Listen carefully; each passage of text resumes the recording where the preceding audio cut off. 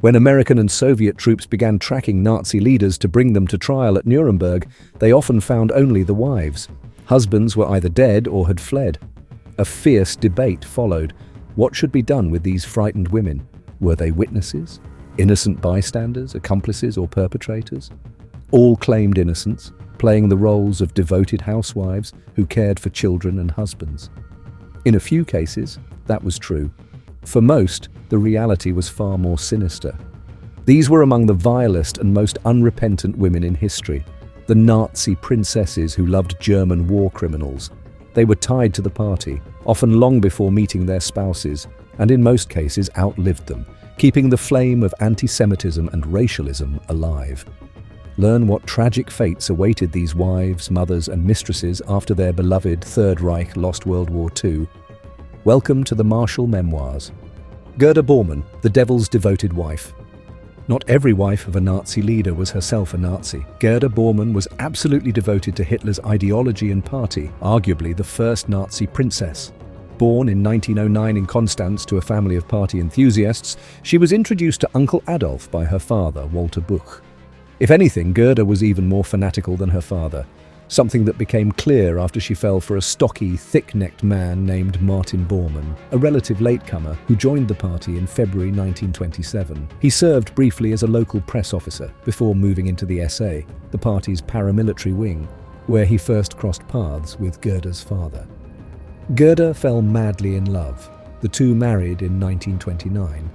When Hitler took power in 1933, Bormann became Rudolf Hess's chief of staff and later Hitler's personal secretary, the peak of his career. Gerda could not be prouder, and she embraced the life upgrades that came with such a high position while caring for 9 children in line with the Nazi ideal. The Soviet invasion ended her dream. As the Red Army closed in on Berlin in 1945, Gerda fled with her 9 children. She exploited the chaos, posing as the director of a children's home. 4 of her children disguised as orphans. The other 5 were taken by Martin to facilitate the escape. Seeing no way out, he took his own life, biting into a cyanide capsule. His body would not be found until much later, so investigators did not know his fate. Gerda boarded a school bus with the children and crossed into Italy, stopping in South Tyrol, where the Nazi regional boss had secured a hiding place for her sensitive materials and a home in a small valley village about 30 miles from Bolzano. Safe for the moment, she was in agony.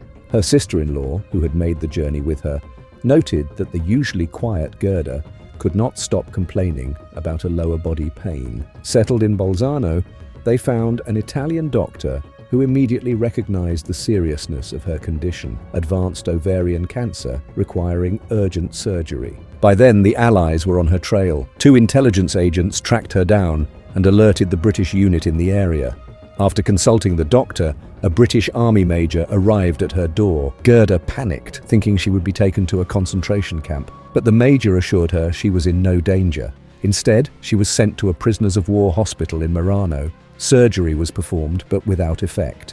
Facing imminent death, Gerda sought solace in religion and converted to Catholicism. She died on March 23, 1946, a few months shy of her 37th birthday.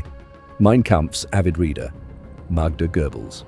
On May 1, 1945, Magda Goebbels might have envied Gerda Bormann's chance to flee. She would never learn what became of Gerda. Johanna Maria Magdalena Ritschl was born in 1901, spent most of her childhood in Brussels, and was repatriated to Germany when World War I broke out. In 1921, she married a wealthy industrialist, Günther Quandt, twice her age. In 1929, when he discovered she had been unfaithful, he ended the marriage, leaving her a small fortune and a luxurious Berlin flat. Berlin at that time was seething with daily clashes between Nazis and opponents. Urged by friends, Magda attended a large Nazi rally where Joseph Goebbels was the main speaker. Other than Hitler, Goebbels was the party's most electrifying voice, bristling with aggression, extremely intelligent and highly educated, with a PhD in literature from Heidelberg. Small, with a club foot and pronounced limp, he nonetheless wielded a hypnotic voice and incendiary ideas. Magda was captivated. She joined the party immediately and bought copies of Mein Kampf and Alfred Rosenberg's The Myth of the 20th Century, a rambling ideological mishmash. Magda quickly became leader of the local Nazi women's group, but her presence sparked friction. Many resented taking orders from such an overprivileged lady. Frustrated, she aimed higher and applied to work in Goebbels's propaganda department, where he couldn't fail to notice her. Struck by her poise and beauty, Goebbels asked her to manage his private archive, hoping proximity would ease seduction. By late February 1931, they were sleeping together. A relationship formed quickly. By April, they were planning a future. Her apartment on Theodor-Heuss-Platz became a key meeting place for Hitler and other top Nazis. That brought trouble. Joseph grew jealous of the attention Hitler paid Magda, and Magda's own infatuation with Hitler did the couple no good. Yet it was also why she married Goebbels, to be closer to the Führer. On December 19, 1931, Goebbels and Magda, already pregnant, married in a civil ceremony followed by a church service. Hitler was best man. When Magda thanked him with a kiss, his eyes filled with tears. On September 1st, 1932, their first daughter, Helga, was born. It was harrowing. Magda emerged exhausted and weak. Her doctor warned that childbirth had aggravated a pre-existing heart condition and that she should be careful. Despite this, and before fully recovered, she became pregnant again and miscarried in December. The couple spent New Year's Eve at Hitler's Obersalzberg home, ill-timed, as Magda had an infection and dangerously high fever. She survived, but from then on remained seriously limited in her movements. During the war, she trained as a Red Cross nurse despite her weak heart and delicate health, which often confined her to bed. When Soviet troops entered Berlin in late April 1945, the Goebbels family moved into a subterranean bunker connected to Hitler's. On the afternoon of April 30th, they met Hitler and Eva Braun for the last time, then shared a final supper in their own bunker. The next day, May 1st, SS dentist Helmut Kuntz was instructed to inject their 6 children with morphine, one by one, to render them unconscious. A cyanide capsule was then slipped into each child's mouth and crushed. When all were dead, Joseph and Magda walked into the Chancellery garden and also took their own lives. Goebbels had ordered an SS officer to shoot their bodies to ensure death, then douse them with gasoline and set them alight. Soviet troops found the charred remains the following day. Philosophy, literature and mass murder, the life of Ilse Proll. One evening, the young and wealthy Ilse Proll ran into a neighbor in Munich, a tall young man in a tattered uniform who introduced himself as Rudolf Hess. She was immediately struck by his appearance, thick eyebrows, sunken eyes, a haunted expression, and instantly drawn to him. Whether the 26-year-old Hess felt the same is impossible to say. Of all the senior Nazis, Hess was the most enigmatic. It would become clear he had suffered mental problems since early youth. He was also a decorated war hero, wounded twice in battle. Ilse pursued him, and they began spending time together. They became close friends, the affair purely platonic.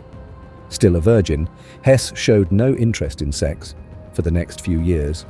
Their relationship lacked a physical dimension, which frustrated Ilse. Instead, they cultivated a spiritual connection rooted in their shared love of German culture, especially the romantic writers and composers of the late 18th and early 19th century.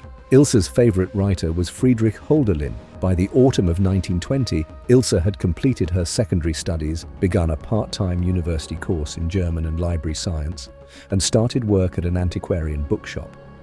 Aside from occasional trips outside Munich to walk the countryside, she spent most of her spare time working for the Nazi movement, delivering leaflets, putting up posters, helping with the party newspaper, and acting as Hess's secretary, while he attached himself to Hitler and put his body on the line during the frequent brawls between Nazi supporters and their left-wing opponents. In recognition of their efforts, Ilse and Hess were granted the privilege of being around Hitler during his free time. Eventually, Hess and Haar became very good friends. In 1923, Hess was one of the loyal soldiers who fought alongside Hitler during the failed beer hall putsch in Munich. Fearing capture, Hess telephoned Ilse to say he would try to cross the border into Austria, which he did.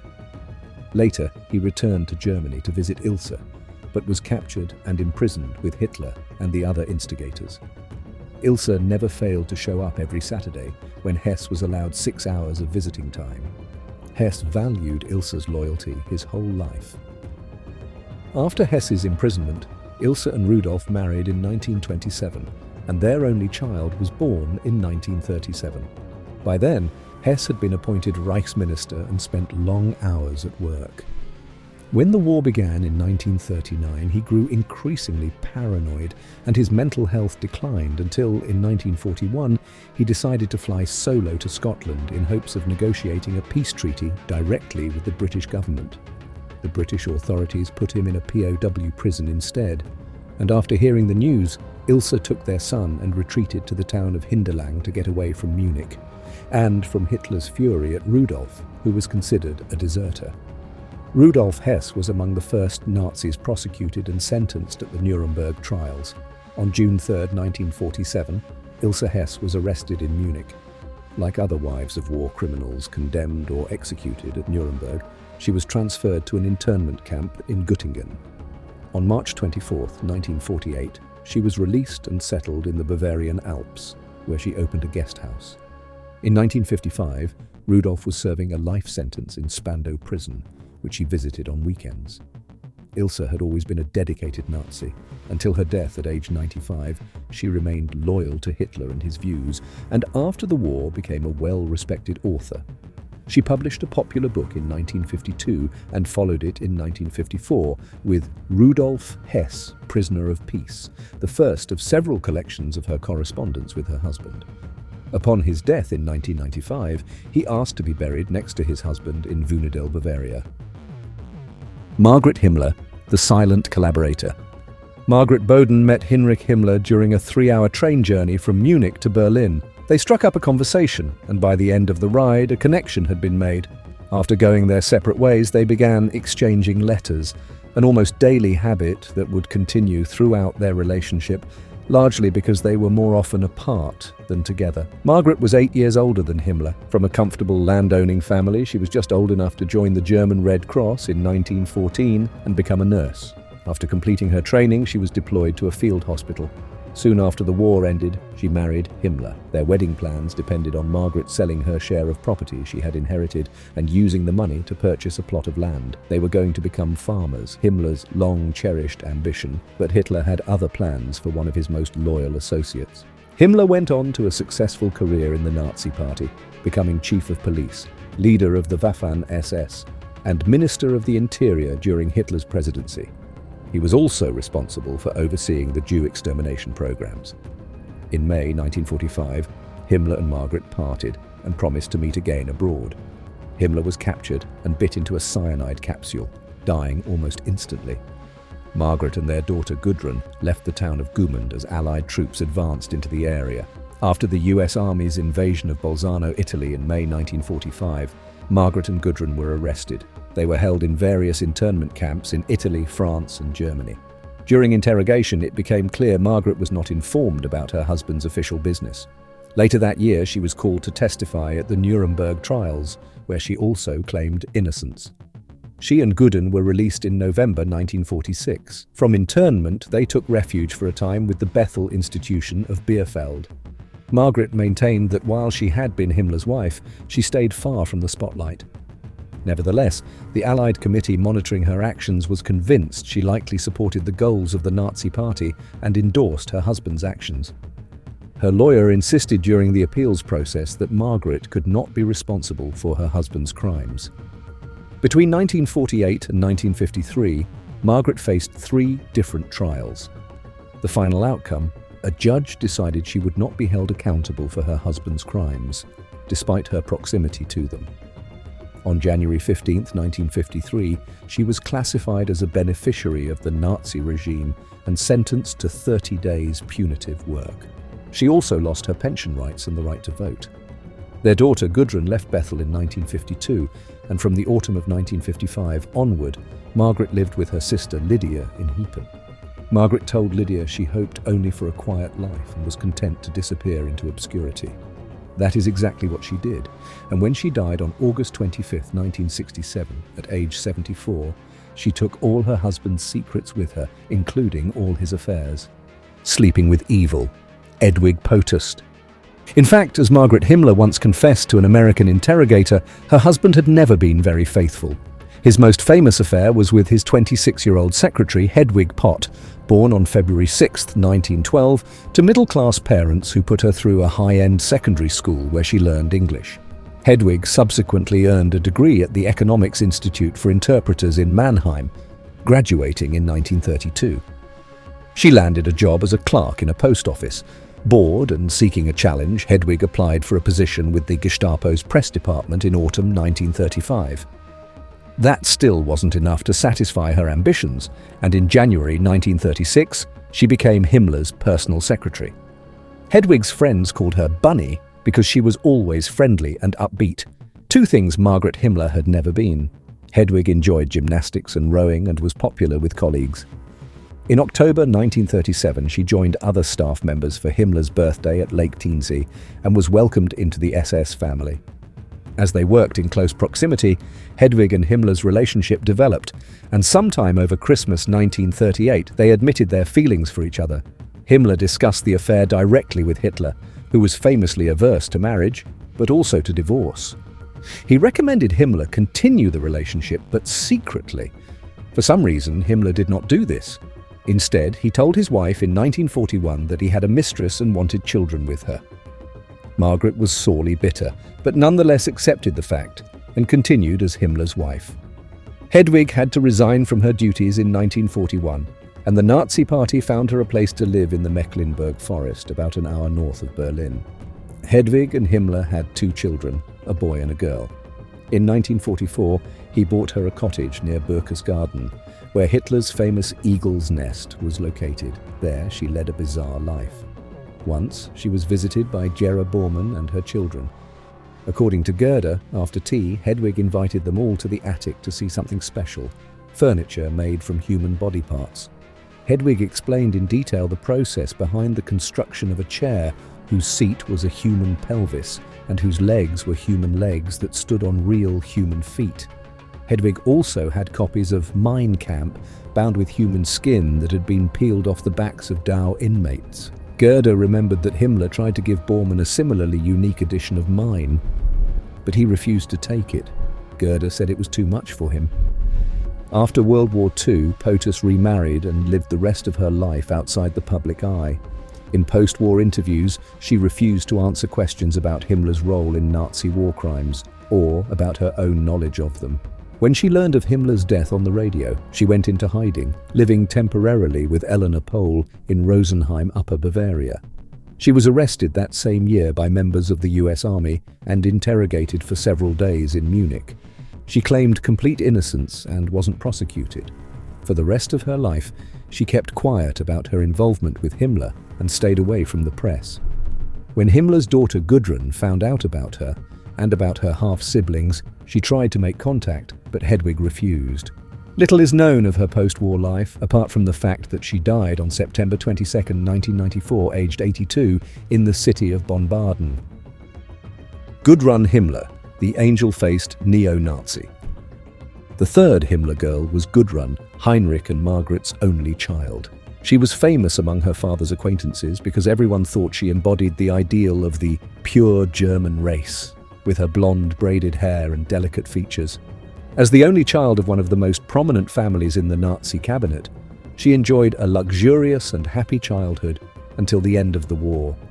As did other Nazi princesses, she and her mother tried to sneak past the southern border into South Tyr. But, as explained before, on May 13, 1945, Margaret and her daughter were discovered in the Tyr and taken into custody by the Allies. They spent 2 nights at an American-run hotel near Balsano, 1 night in Verona, flew to Florence, and ended their journey in a British-run camp and interrogation center near Rome, where they were the only female prisoners. From Rome, she and Gudrun were transported to Nuremberg. On arrival in Nuremberg, Margaret was strip-searched. A vial of potassium cyanide was found stitched into the shoulder padding of her coat. She and Gudrun were placed in a bare cell with 2 planks for beds. Recognizing that the jail was no place for a teenage girl, Colonel Andrus of the US Army tried to keep Gudrun's days as normal as possible. Even so, she was interrogated on September 22, 1945, asked about her final meeting with her father and whether she had traveled much during the war. Disciplined and angel-faced, Gudrun replied that she had spent the last 5 years either at home or at school. She mentioned a brief tour of the Dachau herb plantation. Pressed on whether her parents had discussed post-war plans or anything significant, she insisted they never told her anything at all. The interrogators believed her. After the war, Gudrun married far-right propagandist and author Wolf-Dieter Berwitz, who later became a party official in the Bavarian section of the National Democratic Party, NPD. Now, a bona fide Nazi princess, she openly advocated far-right causes. She found validation within Stille Hilfe, Silent Help, an organization aiding former SS members, working tirelessly on its behalf for more than 40 years and receiving a level of respect that bordered on reverence.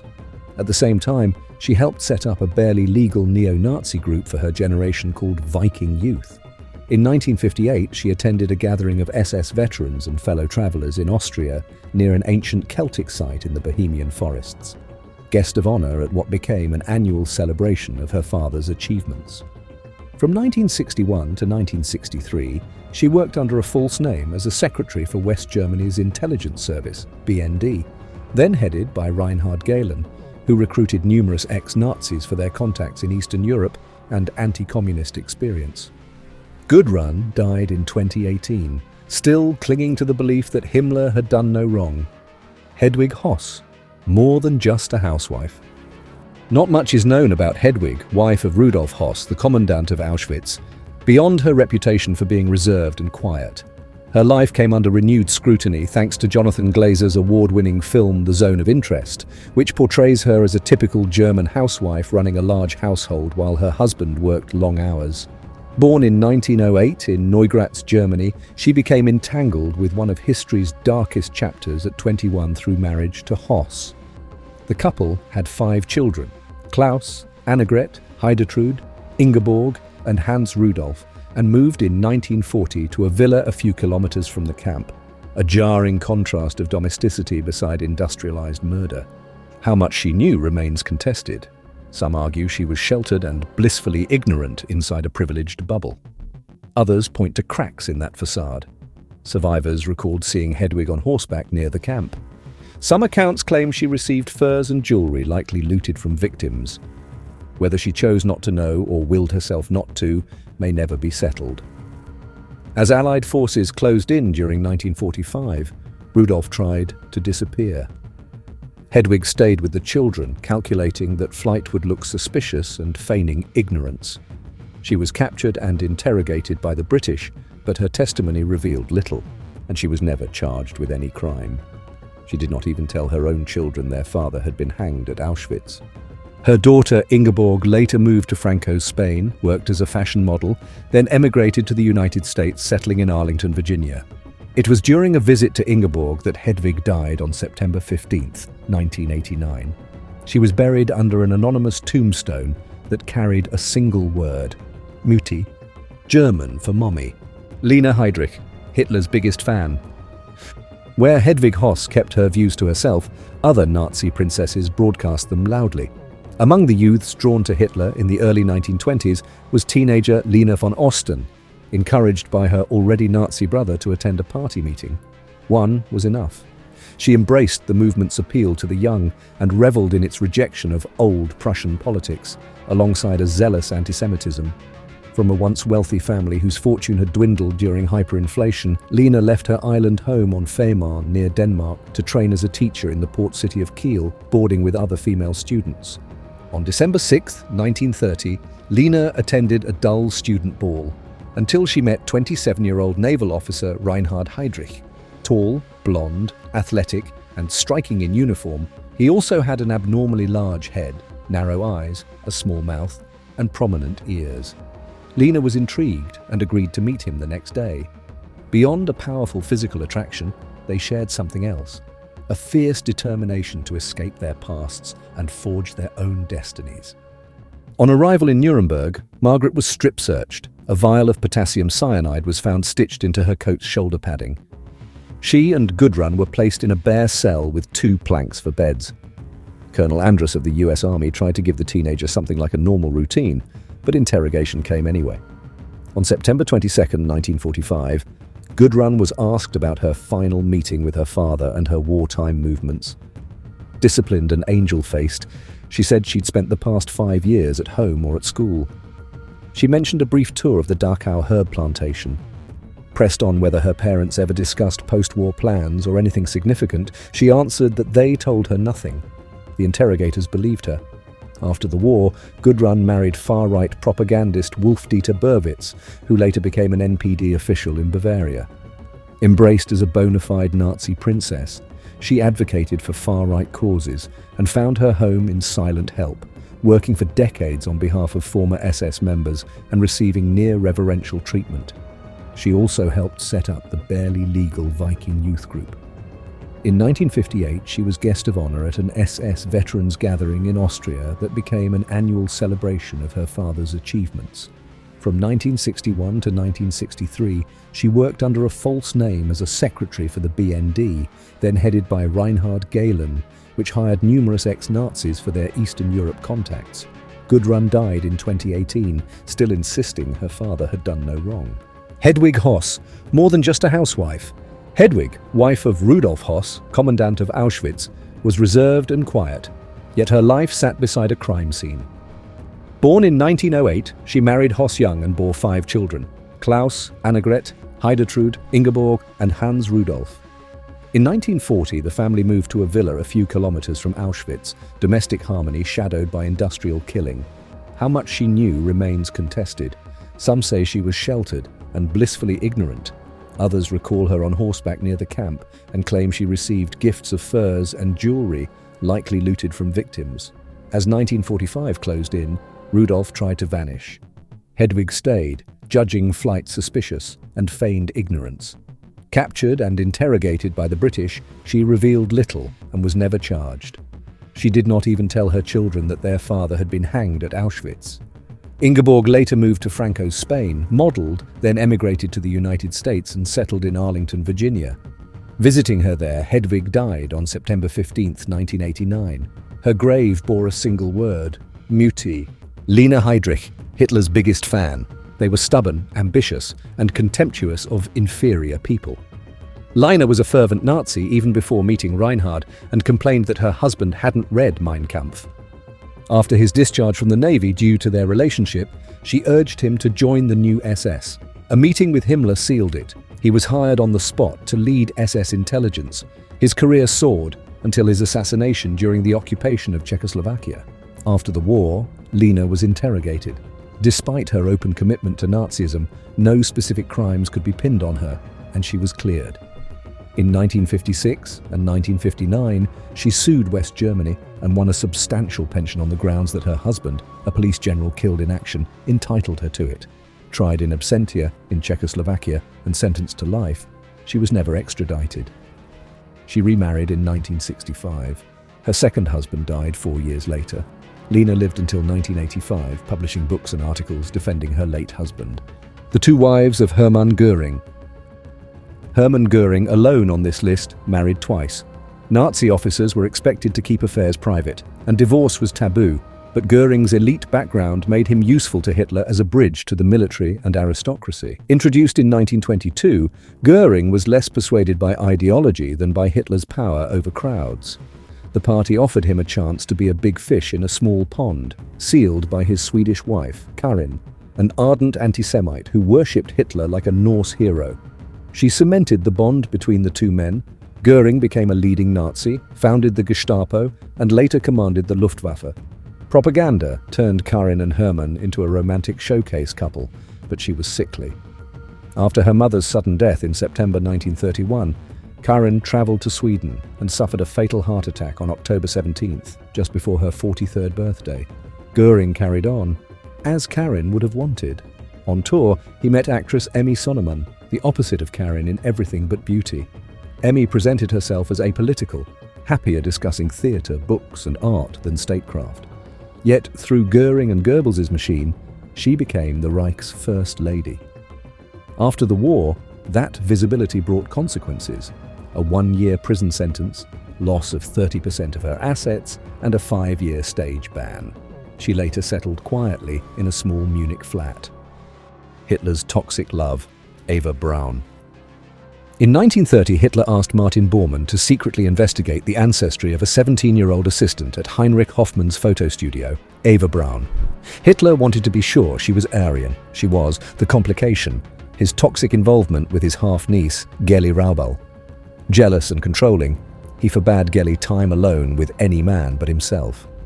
On September 18, 1931, while Hitler was in Nuremberg, Geli used the pistol he'd given her and killed herself. Devastated, but now unencumbered, Hitler turned to Eva. He opposed marriage for himself, denying Eva's repeated requests. She seemed to embody his ideal of natural womanhood: blonde, athletic, apolitical, free-spirited, and easy to manipulate. Courteous and indulgent at first, he then withdrew. In 1932, neglected and despairing, Eva shot herself. The bullet lodged in her neck, and a doctor saved her. Whether a plea for attention or a true attempt, it worked. Hitler promised to take better care. He rented and then bought her homes, gave her a car, and, most important, adjoining rooms to his at the Berghof. Slowly, within constraints, she came into her own there. As the Soviets closed on Berlin, Hitler, Eva, and the inner circle retreated underground. In a final gesture, he granted Eva her long-coveted wish: marriage. Bormann conducted a brief civil ceremony in the bunker. It changed nothing. The next day, they would be dead.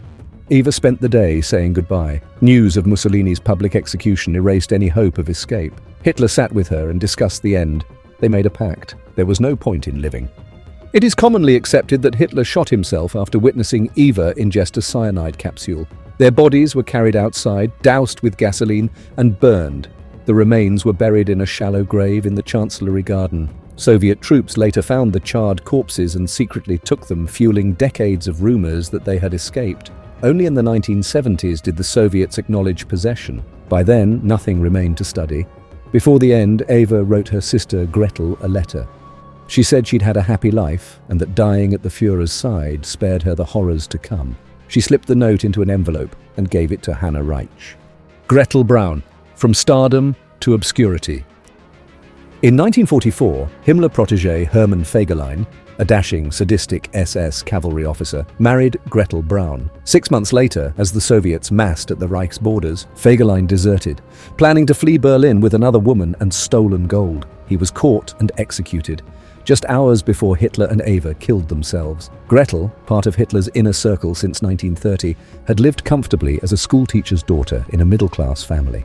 After the war, she faced the hard edge of a fallen regime. Ostracized for her ties, she rebuilt quietly. She bore a daughter, Eva Barbara, named for her sister, worked as a secretary, and remarried in 1958, becoming Gretel Braun Lobinger. In 1971, after Eva Barbara's boyfriend died in a car crash, the young woman took her own life.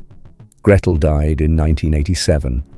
Her life, like so many on this list, marked by proximity to monstrous men. The reckoning. Some argue these women were young, merely enjoying luxury near powerful men. That would be deceitful.